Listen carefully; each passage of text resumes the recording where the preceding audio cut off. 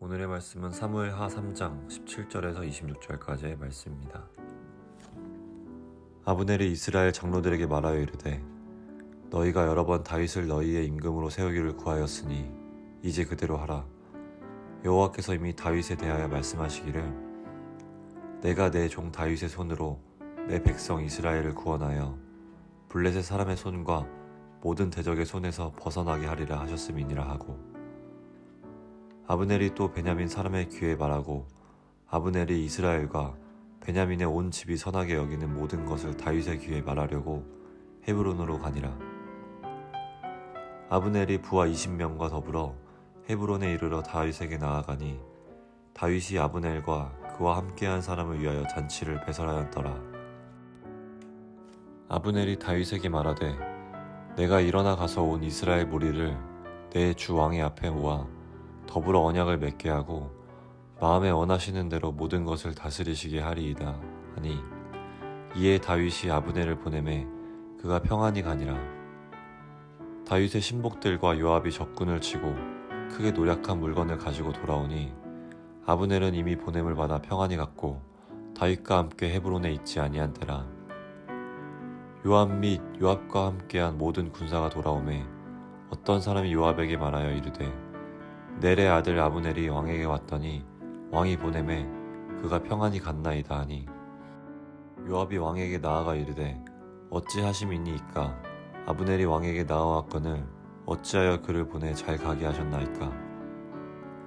왕도 아시려니와 넬의 아들 아브넬이 온 것은 왕을 속임이라.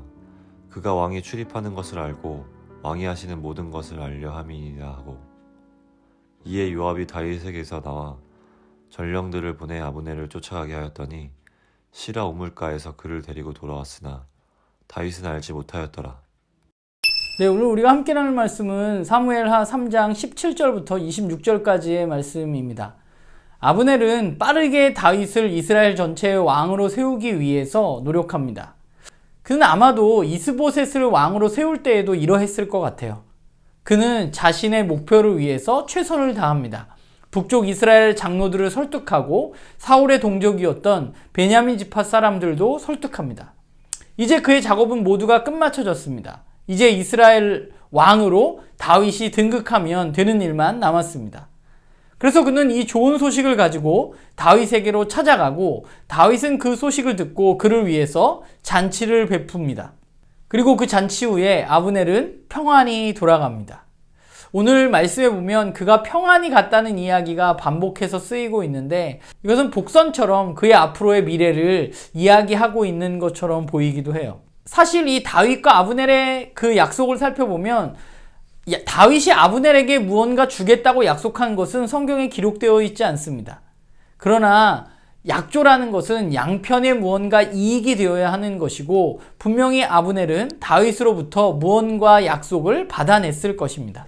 그 뒤에 나오는 요압의 행동을 보았을 때 그의 목숨의 보존과 함께 그는 어쩌면 2인자의 자리를 약속받았을 수도 있습니다.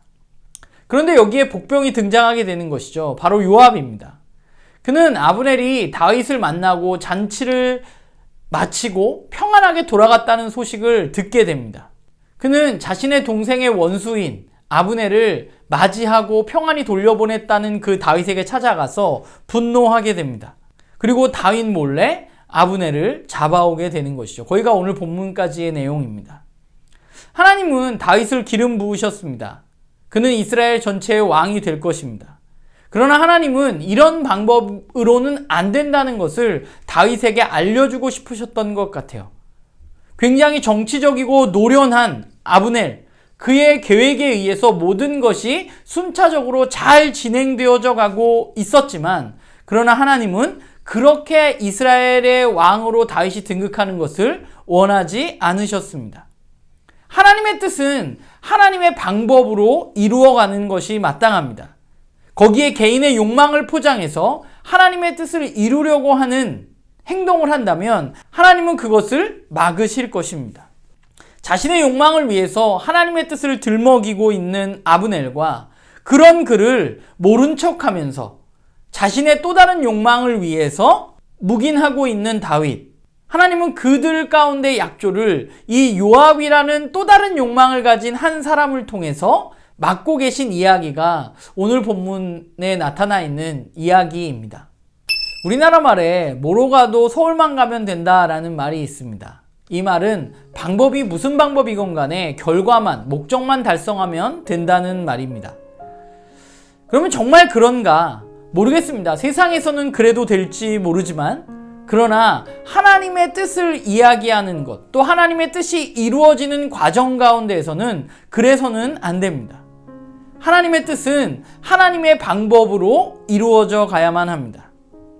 만약 오늘 본문에 나온 아브넬과 다윗의 방법으로 하나님의 뜻이 이루어져 가고 있다면 사람들은 하나님의 이름을 부르긴 하지만 이 세상에서 더 큰 권력과 더 큰 힘을 가지려고 할 것입니다. 그리고 오늘날 같은 경우에는 더 많은 돈을 가진 사람들이 하나님의 일을 더 잘할 수 있는 환경이 되는 것이겠죠. 그러나 하나님은 절대 그렇게 일하시지 않습니다. 하나님은 자신의 욕망을 위해서 하나님의 뜻을 들먹이는 아브넬을 그대로 두지 않으십니다. 변화했다고 했으나 세상의 왕처럼 변해가고 있는 다윗에게 하나님은 하나님이 원하는 바를 보여주실 것입니다. 오늘날 아브넬처럼 하나님의 일을 하는 사람들을 많이 만나게 되는 것 같아요. 하나님의 뜻에 자신의 욕망을 투여하고 그 욕망을 이루기 위해서 수단과 방법을 가리지 않는 사람들, 그래서 하나님의 뜻을 이룬다고 이야기하지만 더 높이 올라가려고 하고 더 많이 벌려고 하는 사람들, 힘과 권력으로 어떻게든 원하는 것을 이루는 사람들, 그리고 거기에 하나님의 뜻을 투영하는 사람들을 만나게 됩니다. 그런데 그리스도인에게 결과가 다가 아닙니다. 사실 우리는 결과를 신경 쓸 필요가 없는 사람들입니다. 우리가 믿는 것은 무엇이죠? 우리가 오늘 하나님의 방법으로 하나님의 뜻대로 우리의 삶을 살아가면 하나님께서 하나님의 뜻을 이루어 가실 것이라는 것이 바로 우리가 가지고 있는 믿음입니다. 우리가 그 믿는 바에 의하면 어떤 결과를 도출해내기 위해서 우리는 최선을 다하는 사람이 아니라 오늘 우리에게 주어진 삶에서 하나님의 방법으로 하나님이 말씀하신 대로 살아가는 것이 바로 우리가 해야 할 일이죠. 우리가 그렇게 살아간다면 하나님은 하나님의 방법으로 하나님의 뜻을 이루어 가실 것입니다. 우리가 오해하지 말아야 할 것은 우리는 그 결과를 집착하거나 결과를 우리 마음대로 바꿀 수 있다는 교만한 생각을 버려야 합니다. 우리가 해야 할 일은 하나님의 말씀대로 오늘의 삶을 충실히 살아가는 것. 그때 하나님은 하나님의 뜻을 이 땅 가운데 이루어 가실 것입니다. 바라기는 우리 모두가 다른 무엇보다 우리의 일상 가운데 우리가 세상의 방법을 마구 동원해서 무언가 일을 벌리고 일을 해내려고 노력하는 사람이 아니라 하나님의 말씀으로 매일매일의 삶을 잘 살아가려고 노력하는 사람들이 되어지기를 주님의 이름으로 간절히 소망합니다.